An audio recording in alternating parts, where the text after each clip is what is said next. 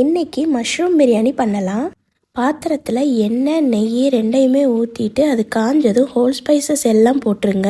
அது பொரிஞ்சதுமே வெட்டி வச்ச வெங்காயம், இஞ்சி பூண்டு பேஸ்ட்டு, ஒரு பச்சை மிளகாயை போட்டு பச்சை வாசனை போகிற வரைக்கும் வதக்குங்க. ஃப்ளேவருக்காக கொஞ்சம் முந்திரி பருப்பு ஆட் பண்ணியிருக்கேன். இது கம்ப்ளீட்லி ஆப்ஷனல் தான். அது கூடவே தக்காளியை நீங்கள் அரைச்சி போட்டாலும் சரி, இல்லை வெட்டி போட்டாலும் சரி, அது உங்களோட சாய்ஸ் தான். தக்காளி ஆட் பண்ணதுமே கரம் மசாலா, வத்தல் பொடி, மஞ்சள் பொடி எல்லாம் போட்டு தண்ணி ஊற்றி மூடி போட்டு வேக வச்சிருங்க. தக்காளி மசாலா ரெண்டும் நல்லா வதங்கி வரும்போது கட் பண்ணி வச்சிருக்க மஷ்ரூமை ஆட் பண்ணி மூடி போட்டு வேக வைங்க. மஷ்ரூம்லேயே தண்ணி விடும், அதனால அந்த தண்ணியிலேயே மஷ்ரூம் நல்லா வெந்து வந்துடும். ஃபைனலாக தயிர், கொத்தமல்லி, புதினா ஆட் பண்ணுங்க.